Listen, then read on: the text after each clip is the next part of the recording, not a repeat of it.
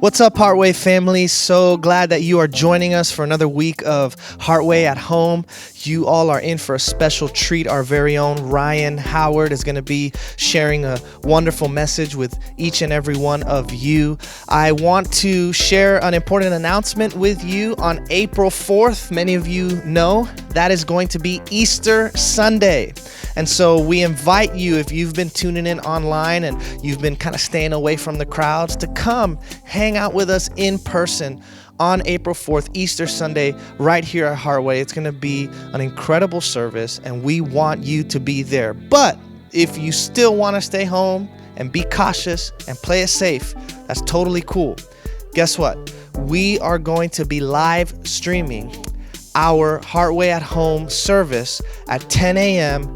on that Sunday morning so that you and your family can experience Easter together from the very comfort of your home. So make sure you put that date on the calendar, either be here or make plans to do something at your house with your family. But we're going to be making Heartway at Home available there for you. Now, before we go on with the rest of today's service, I just want to say thank you to each and every one of you who are constantly giving and supporting the work that we're doing here at Heartway financially. It's been wonderful to hear from so many of you from literally all over the world. I got a message from a friend in New Zealand, a new friend in New Zealand who has been tuning in to Heartway at Home and who has been keeping up with what we have been doing and who loves our spiritual community and considers himself a part of this. There's other folks from the West Coast that have also been tuning in and writing to us, letting us know that they're enjoying being a part of our community. So wherever you are in the world, know that we love you and we're grateful for you, and that we invite you to join hands with us by partnering financially. There are several ways that you can give here at Heartway. The first is by going online, heartwaychurch.com/give. You can sign up for recurring giving through the website, and that is one of the best ways to walk hand in hand with us, because that money is money that we know we can depend on as we continue to make a difference, not just here in our community, but all over. And that includes offering Heartway at Home and continuing to do this on a regular basis. So heartwaychurch.com/give.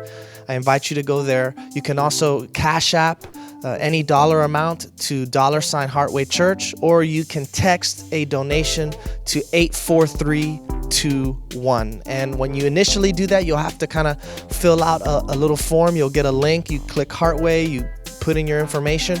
Once you do it that one time, you'll never have to do it again. You literally just text your dollar amount to that number, and it goes straight to our account. Anyways, we love you, and we're so happy that you're here. We really hope that you enjoy today's worship, centering prayer, and message.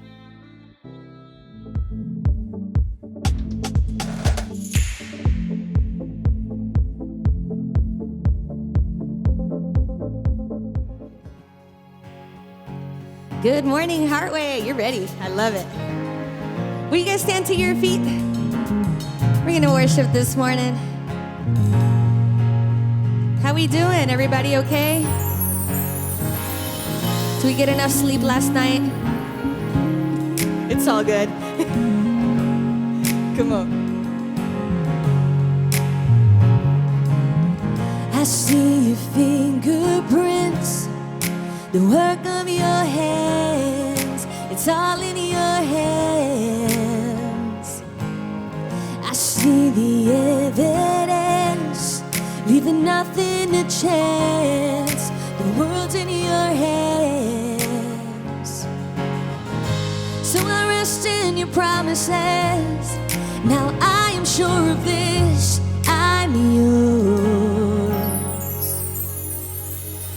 Let the waters rise, I will stand as the oceans roar. Let the earth shake beneath me, let the mountains fall. You are God over the storm, and I am yours. Hey. I hear the voice of love, it's calling me home to where I belong. It cripples every fear,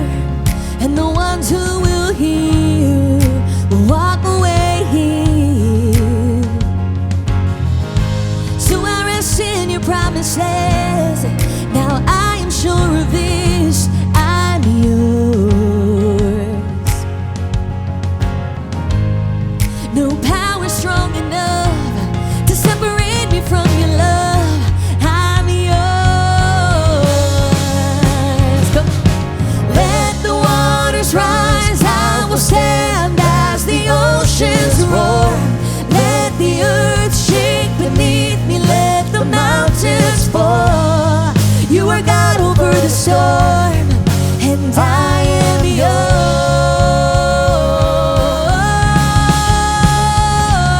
So let the waters rise, I will stand as the oceans roar. Let the earth shake beneath me, let the mountains fall. You are God over the storm, and I am yours. Hey. Say, even the thunder and the wind obey at the command of my Father. Father, I set my feet upon your mighty name. So let the rain fall harder, harder. So take my everything, my flesh and blood. Now lay me down on the altar, altar. I am forever covered in your love. So let the rain fall. Yeah. Let the waters rise, I will stand as the oceans roar. Let the earth shake beneath me, let the mountains fall. You are God over the storm, and I am yours. Come on, lift it up. Sing, let the waters rise, I will stand as the oceans roar. Let the earth shake beneath me, let the mountains fall. You are God over the storm, and I am yours.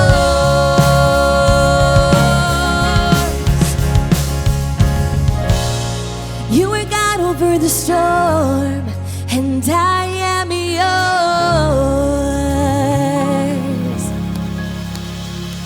Amen, everybody, come on.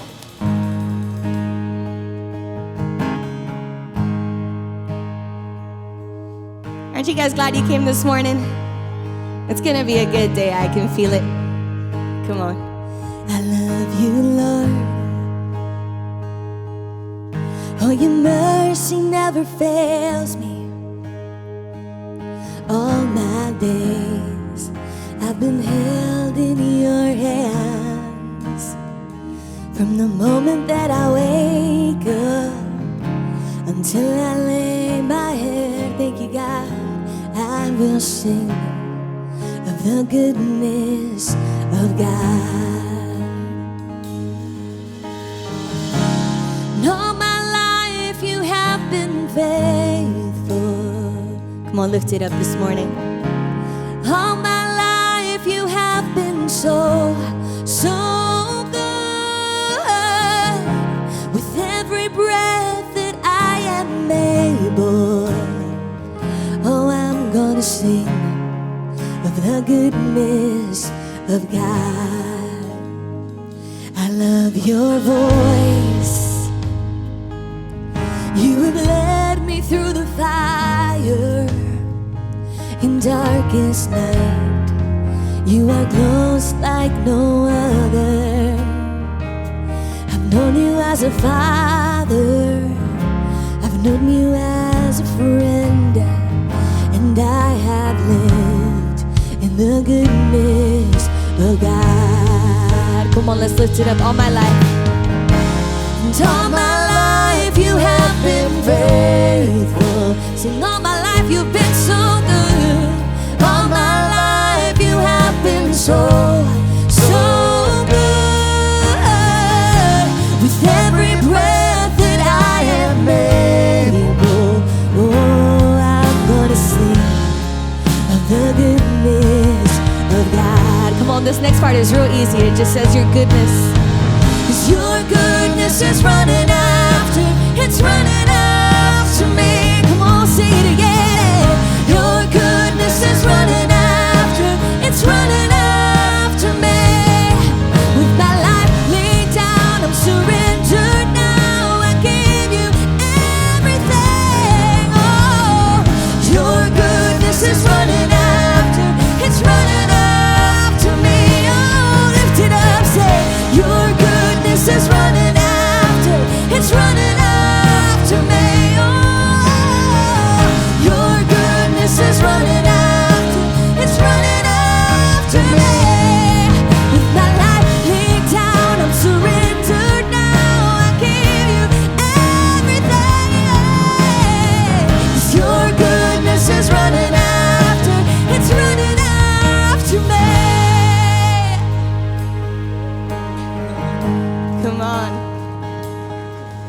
sing. And all my life you have been faithful. Come on, just declare that this morning. All my life you have been so, so good. With every breath that I am able, oh, I'm gonna sing of the goodness of God. Oh, I'm gonna sing, I'm gonna sing. 'Cause all my life you have been faithful, and all my life you've been so good. All my life you have been so, so good. With every breath that I am able, I'm gonna sing of the goodness of God. I'm gonna sing of the goodness of God. Come on, lift it up this morning. Well done, Heartway. Thanks for worshiping with us. You guys may be seated.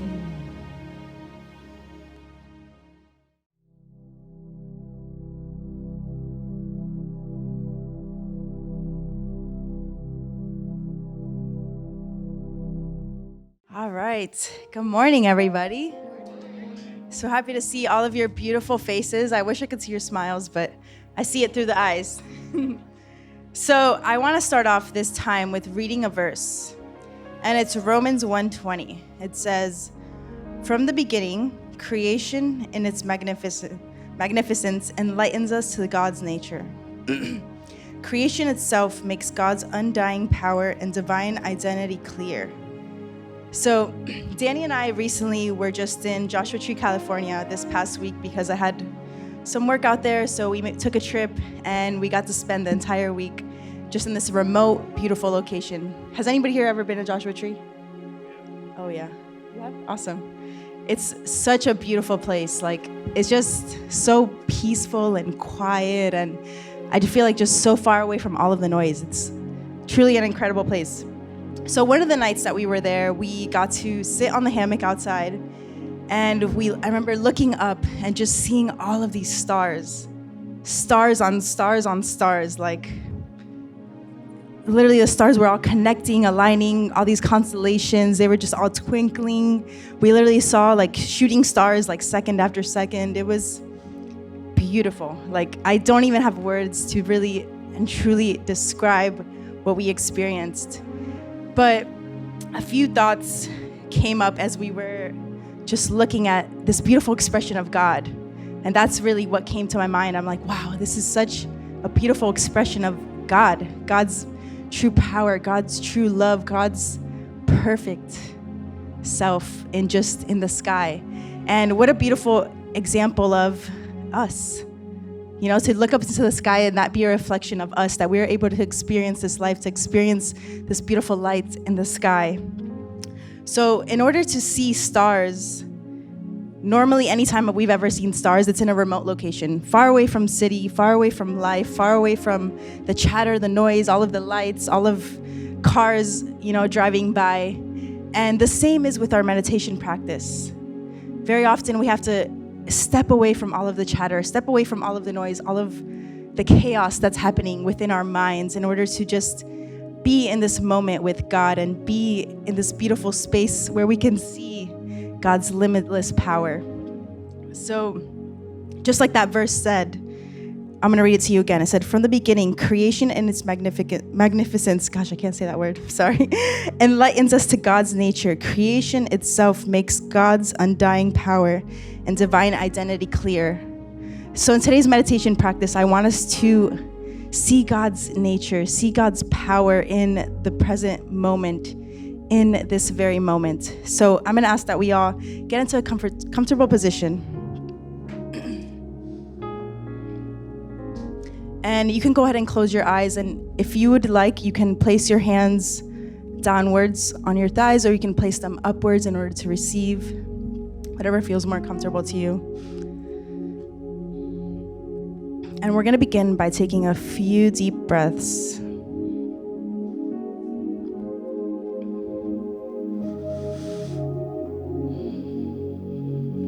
As we take in these deep breaths, I want us to inhale love and exhale love.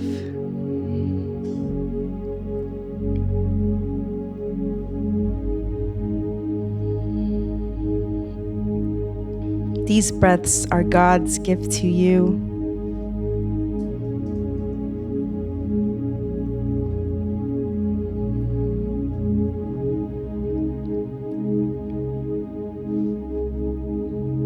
I want you to bring awareness to your body. Release any tension that you are holding. Be here in this present moment. Unclench your jaw. Release your shoulders.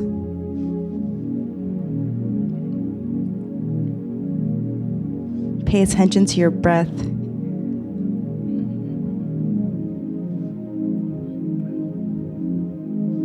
This breath is God's gift to you.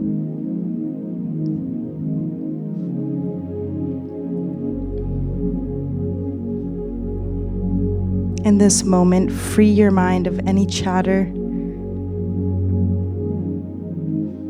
any thoughts, anything that keeps you away from the present moment. Allow these thoughts, allow this chatter to flow on by and be grounded into this very present moment.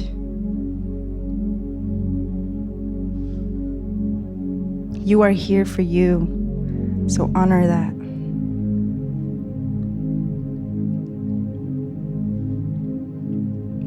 The nature of God is within each and every one of you.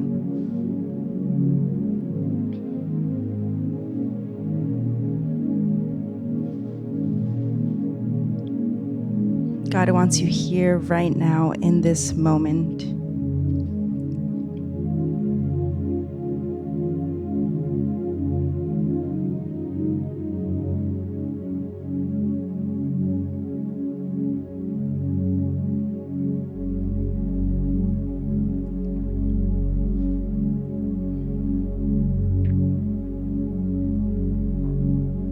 Just like the stars in the sky, your light is bright.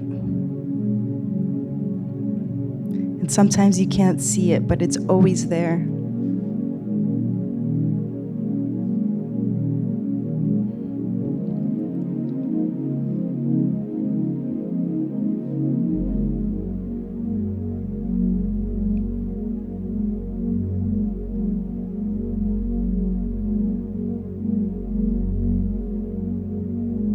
We must free ourselves from all attachments in order to see God's presence and see God's beauty.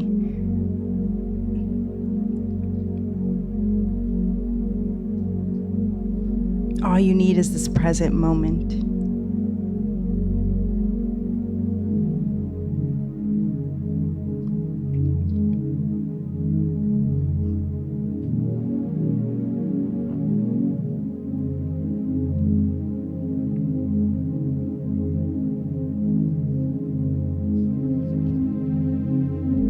We must decrease in order for God to increase in our lives.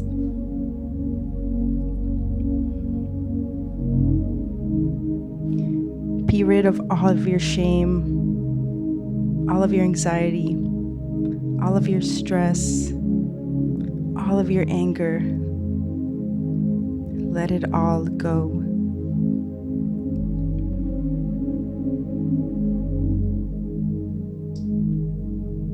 Bring yourself back to this light. Look back up into the sky and see that your light is shining so bright.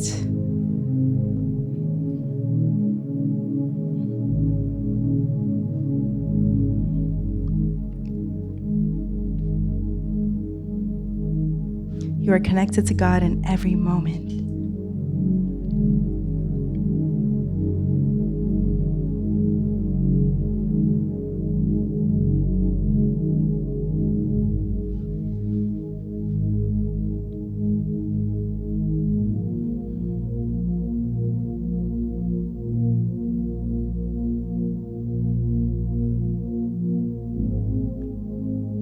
I am loving awareness. When you find your mind stepping away from the present moment. Bring yourself back to that thought, back to that mantra. I am loving awareness.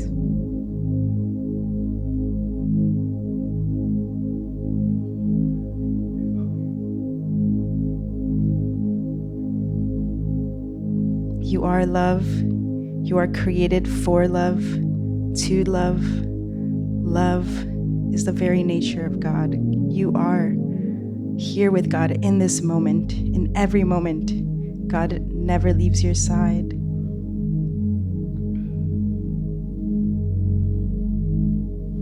It is the mind that makes us believe that we are separate from God. But you are not separate from God. You are one with God at every moment.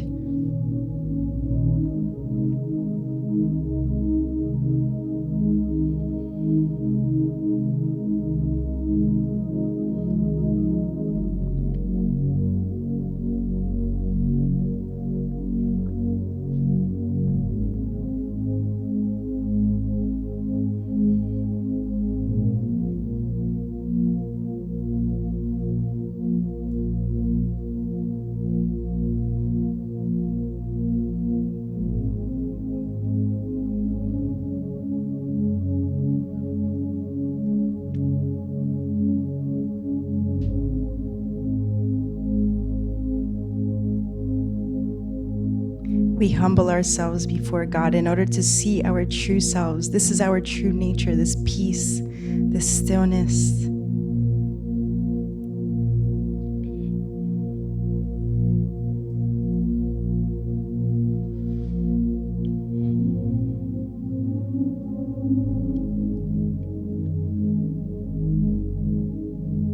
Now we're going to go ahead and take 3 more deep breaths.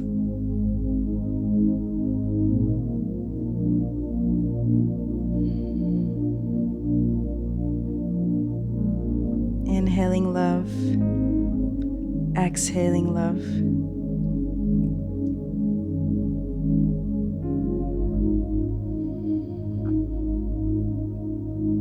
Pay attention to how you feel in this moment. Do you feel freer? Do you feel lighter? Remind yourself that these moments are accessible to you at all times.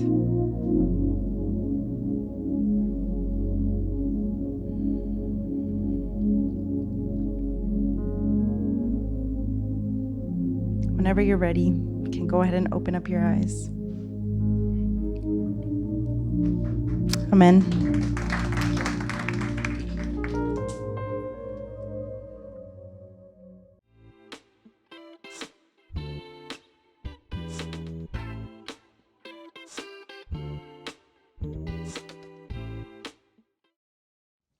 Good morning, Heartway.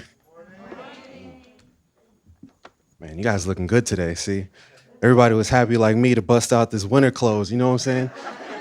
I bought this sweater like on sale like 3 months ago. I've been waiting for it to get cold. I was like, oh, it's game time now. Hey, so I just want to take a moment to say thank you for everybody here. Thank you to Pastor Danny giving me the opportunity to speak today. Super happy because I got my mom here. She hasn't actually been here in a while since the whole COVID situation going on for safety reasons, of course, but got her out here today, so I'm super happy about that. And before I get started, though, hope you guys don't mind if I take it back a little bit and actually pray before we begin. Amen. Lord, I just want to take this second to thank you, to give me the opportunity to speak, but more importantly, to ask you to decrease me as you increase. Because, Lord, in this moment, I don't want Ryan to be here. I don't want you to make him better. I want you to make him non-existent so that you can speak to your people, so that you could speak to our hearts, so that you could revitalize our spirits, and you could give us a new beginning, restoration, and clarity so that we can move forward with our day, our week, and our life in the way that you have aligned for us to. We love you and thank you. Amen. Amen. Thanks, guys. Appreciate y'all. You guys active today. So today, I actually have a message that's been near and dear to my heart. Danny knows I've been carrying it in my belly for, I want to say, almost a year, because it's something that's been so relevant to me, but I just felt the need to, bust it out today because I was like, all right, we got to do this. The name of this message is called The Rock and the Devil. But my intention with this message is hopefully to redefine the way we look at the term good person. What does it mean to be a good person? How do I strive to be a good person? Or even should I strive to be a good person? And how can we use this new definition to change our own lives? I feel like if we were to look at the scriptures, though, the thing that's most relevant to the concept of a good person is when they talk about God searching for a man after his own heart. Basically saying that God was searching the earth for people who possessed a heart that was reflective of the nature of his. And so if we can come to understand what it means to have a heart like God, to have a heart after God's own heart, then we can get closer to being a good person. And I feel like if there's anything that can make us not only be good people, but if there's anything that could make us be loving, but also successful, but also peaceful, but also joyous, it wouldn't be the self-help books. It wouldn't be the life coach. It wouldn't be that person who speaks ever so, mellifluously on the stage. No, it would be coming to understand what it means to have a heart after God's own heart. And so naturally, we should look at the scriptures if we want to have an idea of what that might mean. But the disclaimer I want to put out is let's not look at the scriptures as an instruction manual. Because we tend to do that, right? We tend to, at least we've been taught to do that, to look at the scriptures and say, okay, what is it that I should do based upon what it says here? Should I follow the 10 commandments? Should I do this? How should I do that? But instead of looking at it as that, me personally, I like to use the Bible more so as a book of people. Because we can look historically and see the people who existed and how their lives played out, but also how God showed through in their lives. I mean, one obvious person we can talk about is Jesus Christ, the person of Jesus Christ. And so, yes, we gain so much from understanding that Jesus rose on the third day, and we gain so much from understanding about Jesus' death and what that means for us from a Christianic perspective. But let's look at his life. Who was Jesus as a person? And the fact of the matter is, as much as we may not like to say it up here, because it seems sacrilegious or it seems like we're saying something that is against that of what we've been taught, Jesus was a walking contradiction, extremely dualistic. Because mind you, we have a king who was, during this time in Roman rule, a Jew, which was not a powerful group. But then we also have this king, this deity figure, so to speak, where we're seeing all of these elements of his humanity. Like, for example, when Jesus healed on the Sabbath day, that was an act of rebellion. That was an act that was seen as offensive to the Pharisees. We look at the fact that Jesus hung out with the sinners. That was something that seemed sacrilegious. The fact that Jesus was hanging out with tax collectors and drunkards and all these kind of things, and Jesus had no problem interacting with them. This is something that some of you guys probably don't know. Do you guys know about when Jesus destroyed the temple courts? Because they were showing the fact that when Jesus came to Jerusalem and entered the temple courts, there were people gambling, there were people doing all types of things with goats and rams running around. And it said that Jesus was tearing up the tables and throwing the coins all over the place. We're seeing Jesus angry, y'all. Jesus was angry, was tearing stuff up. It said he was using whips and lashing people. Jesus was gangster in the middle of the temple. And I don't know about you, but that is like the greatest thing for me, because when I hear things like that, I'm like, oh, thank goodness. Because I know we're trying to, strive to be as much like God and as much like Jesus as we can, but I be tripping sometimes. I needed to know that Jesus was on that sometimes too. That revitalizes me, But here's the thing. obviously, we see Jesus as our master, our teacher, and an image that we can utilize to move forward in our lives, to look at Jesus' life and reflect that in our own. But for me personally, one of the things that I love, especially because we don't talk about them that much, is looking at his disciples. Because I say to myself, being a Christian in 2021, to some degree, me choosing to walk this path for my life, I'm kind of choosing the path of a disciple of God.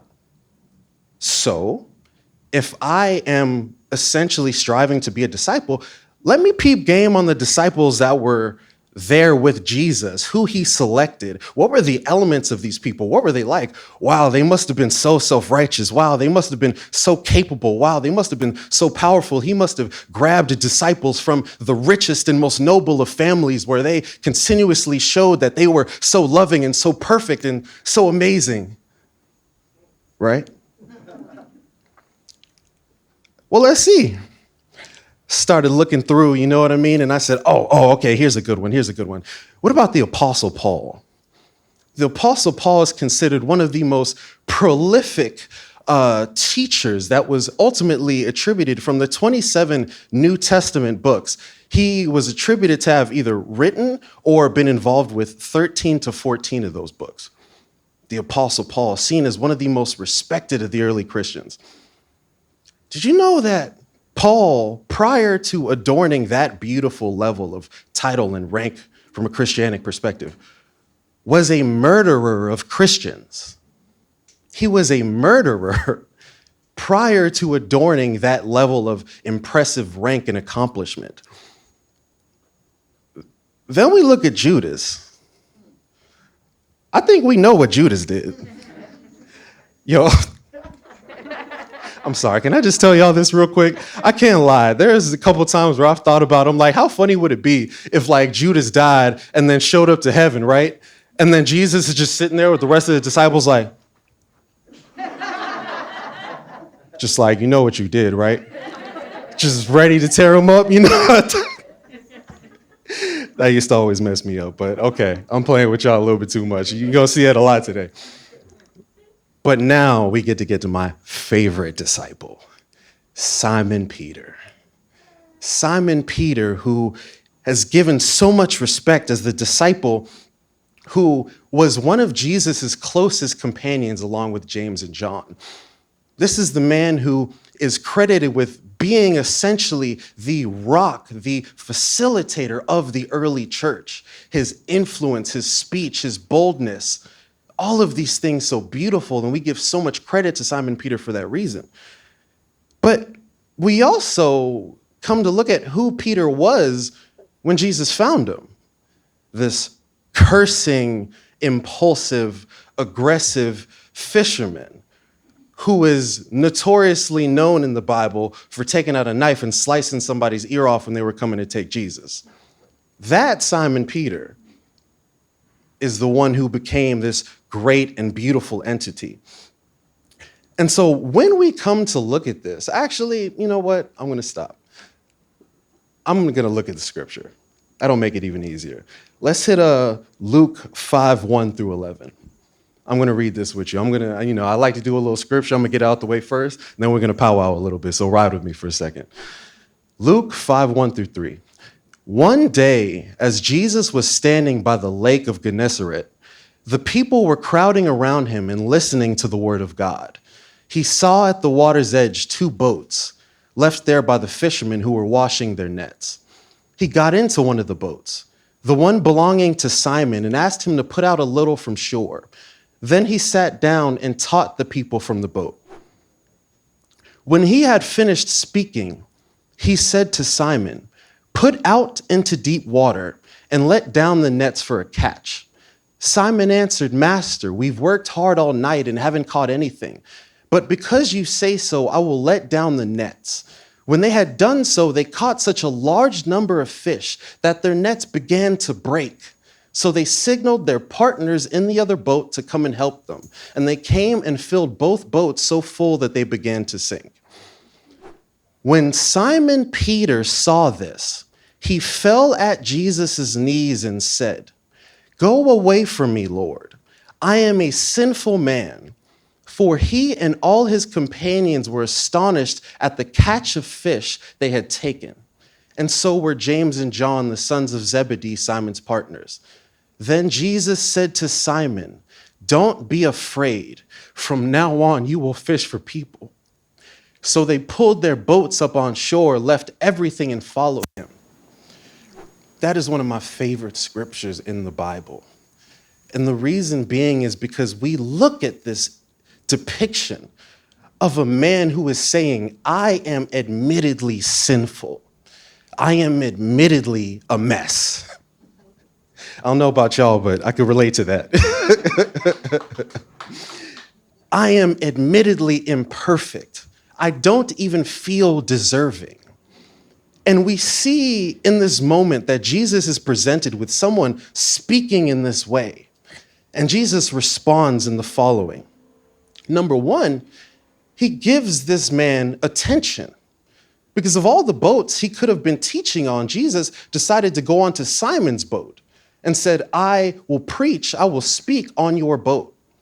Secondly, he gave him grace because the scriptures say that they had been toiling all night, that they hadn't been able to gather any fish. They were fishermen. And so imagine this man walking to a fisherman and saying, "Oh, bro, that's what's happening. You know what you should do? You should take that net, you should throw it over there. It's gonna be cool. You're gonna get a whole bunch of fish. It's gonna be perfect." He wasn't no fisherman. And they did it, and they pulled out so many fish that they needed the help of their friends, the other fishermen, to grab their fish and get it into the boat. That was grace. But on top of that, Jesus gave them responsibility because he said, "From now on, you will fish for people." He said, "You're going to be a servant. You're going to serve the people." And so we see a sinner that is being given attention, that is being given grace, that is being given responsibility by Jesus in the moment, not just when he suddenly became perfect enough. It's not like he stopped sinning and then came to Jesus and said, "Okay, now I'm ready to accept whatever you have." No. In the moment of his imperfection, in the moment of his declaration of unworthiness, Jesus said, now I can use you." I hope that speaks to you like it does to me. But something else we see is, not only did he give attention, grace, and responsibility, but Jesus also gave him rank. When we look at Matthew 16 and 18, "And I tell you that you are Peter, and on this rock I will build my church, and the gates of Hades will not overcome it."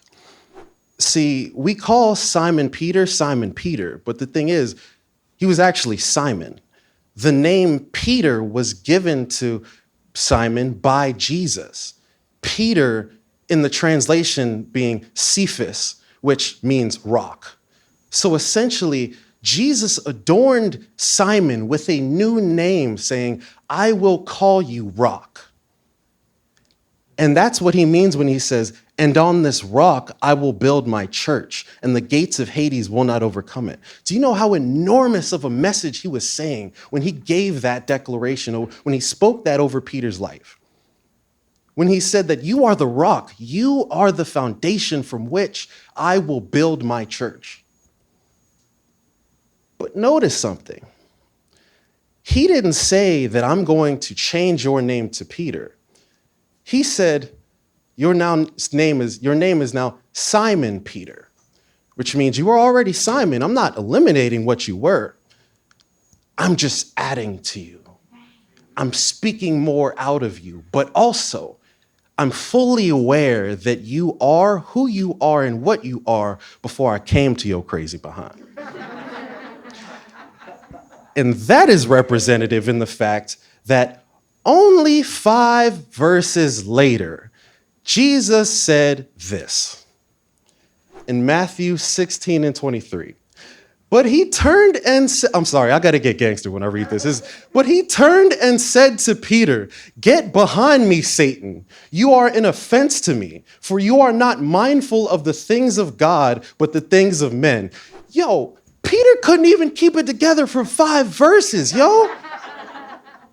Jesus is saying, you are the rock from which you will build my church. I've given you a new name. And the second you give me a new name, 5 verses later, get behind me, Satan. I'm like, Jesus, come on.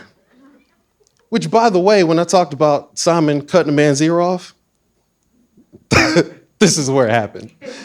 It's because the Romans, the soldiers were coming for Jesus, and Simon, in defense, attacked and cut the ear off one of the people who were coming for him.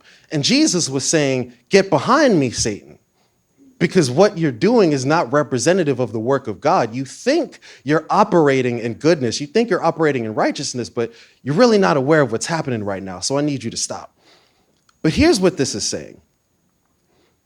Simon Peter, in the essence of his very name, is a walking contradiction. Because in every moment, he is walking as Simon. And in every moment, he's walking as Peter. So when you show up to say what's up to Simon Peter, you don't know which one you're going to get today. But both are still present. And so here is how this becomes relevant to us. Because we spend so much time trying to convince other people and ourselves that we are good people. I'm a good person. I'm loyal. I'm this. I'm that. We spend all of our time trying to tell people that we are a person who's worthy, that we're a person who's capable, that we're a person who's talented, that we're a person who's desirable. But here's the thing that we need to understand. We are equally as capable of mediocrity as we are of greatness. That I, as Ryan Howard, am not great, nor am I terrible. I am a vessel from which all can flow through me. That I am the vessel, and I can choose what I will allow to flow through me. But then sometimes I may feel like I can choose it, but it happens. And it may not be what I wanted. But in essence, the important thing to understand here is a very radical statement that I want to say. Your results in life, the way your life looks, the money in your bank, the things you succeed at, or respectively, the things you fail at, the lack of money in your bank, the results in your life are not a reflection of you. We give ourselves so much credit. We see ourselves as the powerful masters of our lives. But in actuality, there is so much at work here that we're not aware of, that we have a desire to take ownership of because we want to be in control. It's scary living in a world where we don't feel like we're in control. I'm in control of all my decisions. I'm in control of everything I get. I'm in control of my life. And when I'm in control, I feel safe. But when I feel like I'm out of control, now I don't know what's happening. Now I'm scared. Now I'm worried. And so, respectively, we use this categorization where we categorize ourselves as good or bad. We categorize others as good or bad, or worthy, or not enough, or great or terrible. We do that because of a fear. We really don't understand what our identity is. We really don't understand who we are. We really don't understand who God is. We really don't understand who we are in God. But we have to categorize it because of the fact that we're so scared. And I'm going to break this down to you in a story, and I'm going to tie all of this back in. I'm going somewhere with this, y'all. It's all good. I actually want to tell you something really interesting. Everybody in here who knows me knows that I'm a nerd. Me and Danny get along way too much on that. We're both nerds. We'll be working out in the gym, and then we'll stop, and we'll be like, yo, so I was reading this book the other day, and it turned out that so-and-so said this, and we go into a philosophy rant, and everybody's on the squat bench next to us just looking like, yo, are you guys serious right now? You know. But this is something super interesting. So there was a study conducted where they looked at a particular species of grasshopper in Africa that lives in this grassland. And so they noticed that these grasshoppers were particularly loving, particularly familial in nature, that they were very passive, that they didn't do anything or they didn't exhibit any behaviors that one would consider aggressive or dangerous in any sort of way. They just kind of, grass hopping along in their grassland, you know what I mean? But they came to find out that as a result of the seasons in this area, there would be a yearly change that would occur in which the weather would change. It would begin to rain. And so this constant rain would enlarge the grasslands. The grasslands would get tall, they'd get larger. And so the territory, if you will, of the grasshoppers would expand. What would happen? They'd end up repopulating. They'd end up expanding their own population. And so now this larger area is being taken up once again by the grasshoppers because the population has expanded. But what would happen when the rain stopped and it all dried up? As a result of the drying, the grasslands would then shrink again. And so now we have a renewed, smaller location where now the grasslands are much smaller, but the same large population of grasshoppers are still living there. So you have higher population density. Here's what happens. They discovered that a gene would be activated within the grasshoppers in which their hind legs would shorten. They would turn from green to red. They would become extremely aggressive. They would mount wings and they would begin to fly. These now flying grasshoppers would proceed to attack one another, fighting for territory, and ultimately commit cannibalism. These loving, passive grasshoppers, as a result of this environmental change, have become locusts. And so here's my question to you. Oh man, I've been looking forward to dropping this one. This is my favorite moment of the sermon. Here we go. No. My question to you is, were those grasshoppers good people? If someone were to look at them earlier in the year before the rains came and everything, you would look at them and they're peaceful, they're loving, they're familial, they're chilling with each other, they're grasshoppering around, everything's cool, everything's fine. But were they good people? Because even prior to them turning into locusts, that gene was already embedded in their DNA. And so by virtue of them being that species of grasshopper, they were still capable of becoming locusts and exuding behavior that was conducive to locusts. In the same vein, by virtue of you being human, by virtue of you being a person, you are imperfect. It is impossible for you to be a person and be perfect. When you are in between the ages of 2 to 6, you enter into a state mentally called the hypnagogic trance. While you are in this state, you are being literally hypnotized by the things around you. You're being hypnotized by that which you encounter by your parents at home and in school when you look at the TV, because your brain is in a state called theta state. And theta state is, again, hypnotic. And so there are things that you have encountered when you were between the ages of 2 to 6 that while you are now a grown woman, a grown man, you are exhibiting the behaviors that were reflected during that time. There is a relationship expert that said this very interesting statement that said, if you show me how you were loved as a child, I will show you how you make love as an adult.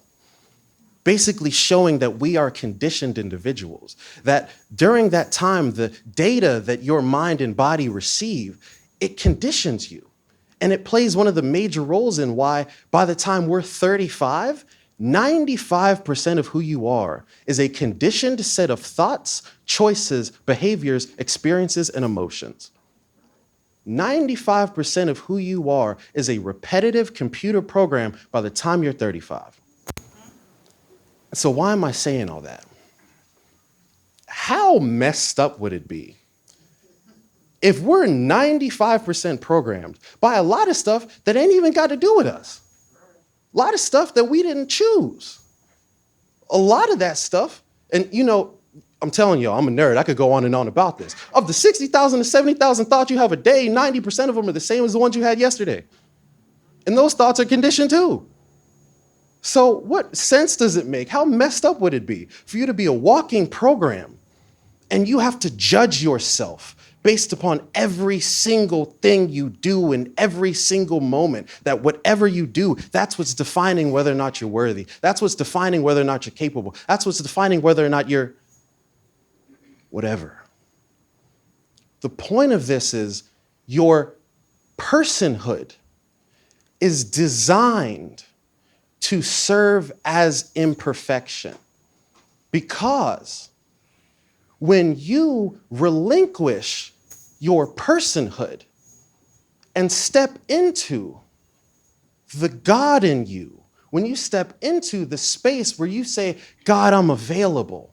God, I want you to move through me. When you understand that, yes, we are a walking contradiction, that we on one side are human and imperfect, but we are also in connection with God, who is flawless and all-powerful.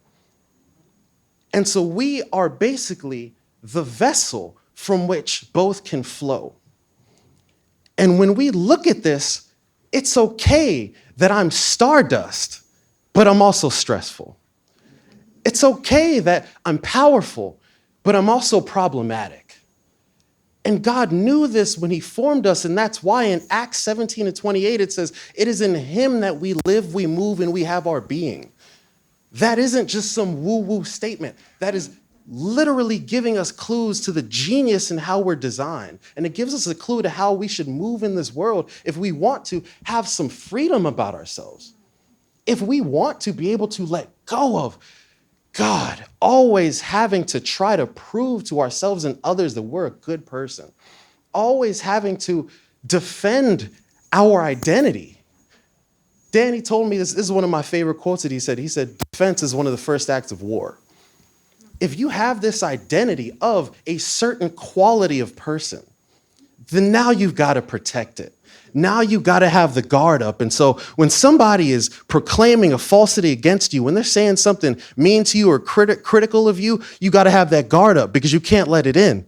Because if you let it in, now your perception of your goodness is now changed because of the quality of person you are. But if you realize that all have fallen short of the glory of God, meaning all of our personhood is tainted. So if your person, AKA your canvas, has a single blot of paint on it, don't come talking about all the paint on my canvas. Yeah, sure, mine is looking like a Romero Brito painting with all the, or Jackson Pollock painting with all the paint all over the place. Yeah, sure, it's look messed up. But if you have a single drop on yours, which you do, more than a couple, if I look in the closet, I'll know for sure, then you can't say anything about mine, because our personhood is all on a level field. But what is also on a level field is that we have access, that we can choose to decrease as God increases in our lives. And let me make this a little bit more practical, because some of y'all just staring at me like a deer in the headlights. This is exactly what I'm trying to say. Even as I stand on this stage right now, nothing of value that I'm saying is coming through because Ryan is here. Anything I am offering in this moment is because Ryan is getting the hell out of the way. Because Ryan is just the vessel. He is not the doer. If I am merely to plant the seed by backing out of the way, God is the one who brings the increase. And so, every good thing you do, you know what? I'm going to turn this on me. I never love.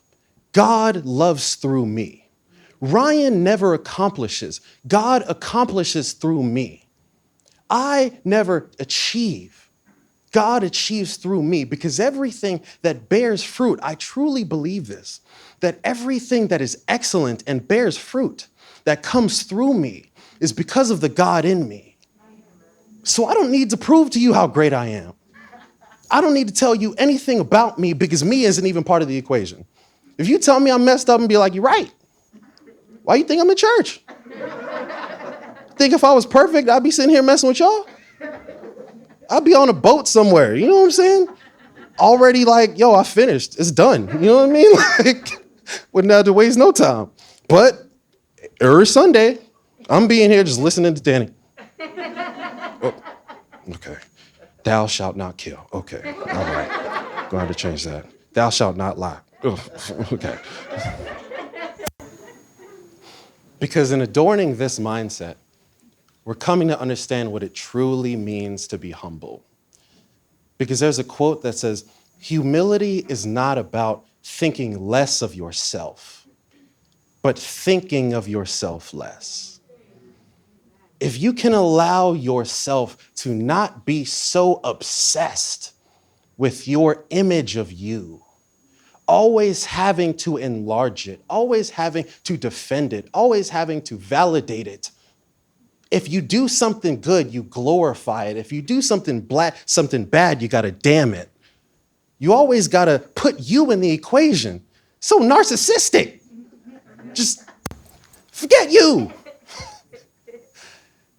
Me, Ryan, is just an image. It's an image that my brain has constructed so that I can feel like I understand what's going on, so that I can feel like I can have control. But when I throw that away, I can simply engage with life. I can be in the present moment. And we feel like, okay, well, if I just throw away my perception of self, then I'm not going to be able to live. Of course, it still has value. You can utilize it as a tool, but you don't have to be so identified with it. You don't have to be so obsessed with it. You don't have to defend it and protect it all the time. You know, and another thing that gives us freedom from is guilt.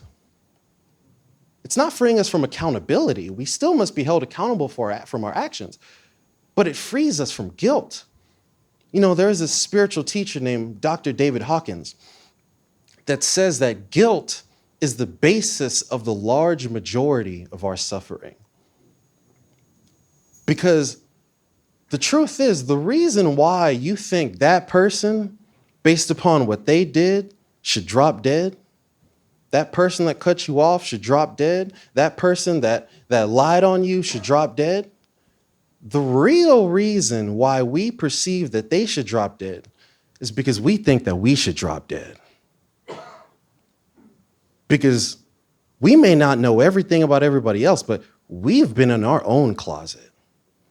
We see our own imperfections. We see where we fall short. And so we mirror our own self-damnation onto the world. But when we come to understand that this guilt that we carry, the shame that we carry, this feeling of inadequacy that we carry, is the reason behind why we see ourselves and we see this world in such an unloving way. That, you know what? I don't need to defend me. Because I've already told y'all that I'm imperfect. I already told y'all where my power comes from. I already told y'all where the goodness in me shines through. And the reason why this gets me emotional is because this is all I got. God's shown me my imperfection, but he's also shown me that when I'm in access with him, there's nothing I can't do. There's nothing I can't go. There's nothing that can't stop me. There's no mountain I can't move when I speak. But when I get there, I'm blessed to know that it's not me that did it. So I will never walk with my chest out because I know from whence cometh my help. And so not only does that free us, but it empowers us. And so this last little message that I want to leave you guys with is simply accept yourselves as dualistic beings. That it is okay that we are both imbued with the honeys of heaven as well as the fires of hell. It does not mean that that needs to be interpreted in some beautiful or negative way. We are simply dualistic. That we are made of flesh, but we are also imbued with the love of God. And that if we can come to understand and relate to that duality in a more beautiful way, we can relate to this world in a more beautiful way. Because guess what?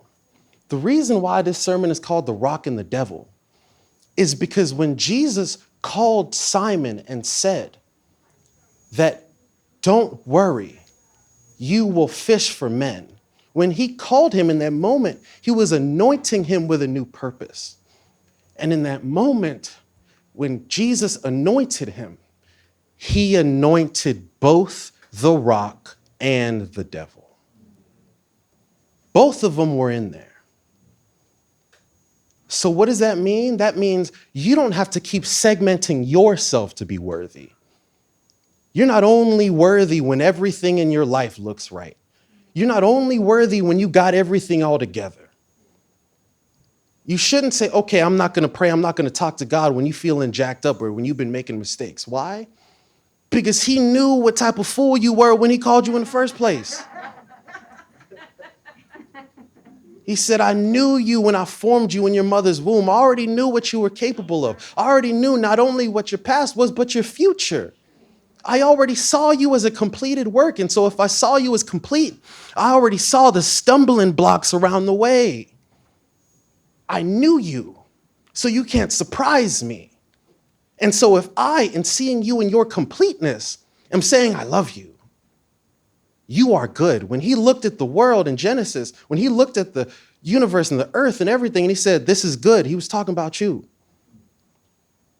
And when we can accept that God anointed both the devil and the rock in us for our purpose, for the availability of peace, that we can access peace even though we're jacked up. We can access peace even when we're scared. We can access peace always. He's saying, I know who you are, I see you, and I'm giving you grace. I'm giving you peace. I'm giving you love. I'm giving you power. And your availability for these things is there 24/7. So the last thing I want to give is this slide. Our imperfections are not just accepted by God, they are ordered by God. They are the foundation from which you are able to experience transformation through grace. God did not bring you here to live a life of perfection. God brought you here so that through living as an imperfect being, you will realize that which is perfect and forever lasting within you, the love of God. Your imperfections are a tool to bring you closer to God. Your imperfections will not destroy you. They are guiding you. They are tools. They were ingeniously interwoven into you. So you need not deny them. You need not hate them. Accept them. Acknowledge them as here and now.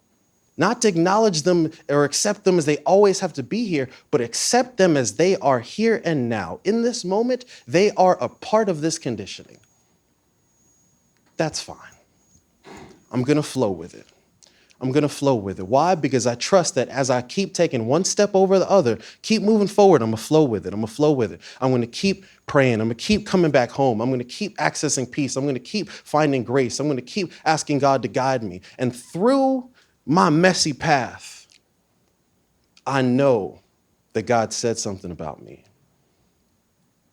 He said, I know the thoughts that I have towards you, thoughts of peace and not of evil, to give you an expected end.